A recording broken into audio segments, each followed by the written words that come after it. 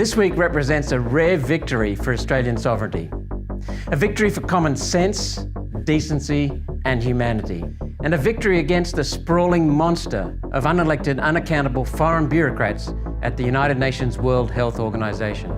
You'll recall the World Health Organization proposed to change their health regulations that guide member states in the event of a disease outbreak like COVID. From guiding member states to being mandatory on member states, including Australia.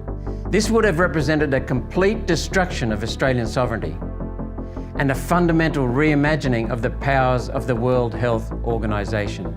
Last December, the Liberal National Morrison-Joyce government voted in favour of these changes, yet many sensible countries voted against, and the proposal was lost. Undaunted, the United Nations World Health Organization tried again this year. After months of heavy criticism, one nation and those opposing these measures have had a huge win. The final report from the International Health Regulations Review Committee, released this week, has dropped the proposed changes. The United Nations World Health Organization will remain an advisory body. Dystopian demands such as allowing the World Health Organization to make binding health orders overriding state and federal control have been tossed out.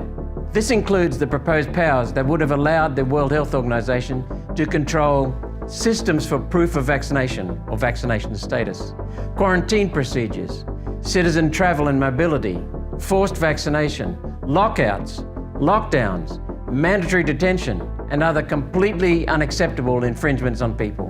Gone is the universal health passport or vaccine passport that was going to control the ability of citizens to travel between countries in a permanent capacity. It was decided that this would raise ethical and discriminatory concerns. A global digital vaccine passport will no longer be developed under the committee's powers, for now.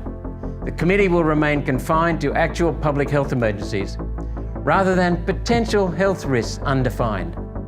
Removing the widely held fear that their scope could be extended to climate lockdowns and other human rights abuses, which would have been possible because the United Nations World Health Organization had proposed to remove human rights completely from the regulations. After a backlash, the committee now strongly recommends the retention of the existing text, which is, quote, full respect for the dignity, human rights and fundamental freedoms of persons as an overarching principle.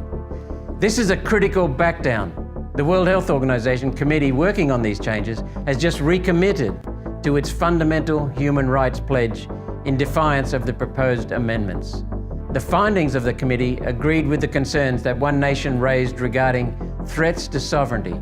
In their final report, the committee said it was, quote, concerned that the proposals may unduly impinge on the sovereignty of state parties and make recommendations binding instead of voluntary. In the end, the committee validated the fears raised on the international stage and within what's left of the free press. Fears I raised and for which I was called a conspiracy theorist. I was correct. Their decision to throw out this attempt to grab power from sovereign governments is a crucial first step in stopping unelected global bureaucracies from overstepping their purpose. Pauline Hanson first raised the United Nations treasonous work in Parliament in 1996, 27 years ago. In my first Senate speech in 2016, I called for Australia to exit the United Nations, Auxexit. We've been so strongly outspoken against ceding Australian sovereignty to the unhinged United Nations World Economic Forum alliance that the World Economic Forum recently specifically called us out. We're getting under their skin. This fight is not over. All of the terrifying proposed powers that have been summarily rejected this week are duplicated in the proposed United Nations World Health Organization Pandemic Treaty. The Pandemic Treaty is a second attempt to turn World Health Organization into the World Health Police. The Pandemic Treaty is alive and well, sitting in the system, waiting for our so-called leaders to sign. If the Pandemic Treaty were to be approved, it would enforce all of the binding health powers that others in World Health Organization have just rejected. What a mess. The United Nations World Health Organization is too big, too bureaucratic, too removed from the people it's supposed to help. It's corrupt, incompetent, dishonest, and above all else, too close to the big pharmaceutical industry. The next step to protect Australia's health sovereignty is to make sure that the Pandemic Treaty is completely rejected and that the Prime Minister does not sign it. For concerned Australians who have written to their members of Parliament and who received a stock reply saying the treaty has to go through Parliament first, that's actually not true. The World Health Organization Pandemic Treaty includes a provision that it becomes binding on Australia the moment our World Health Organization representative signs it. No parliamentary oversight. Well, screw that.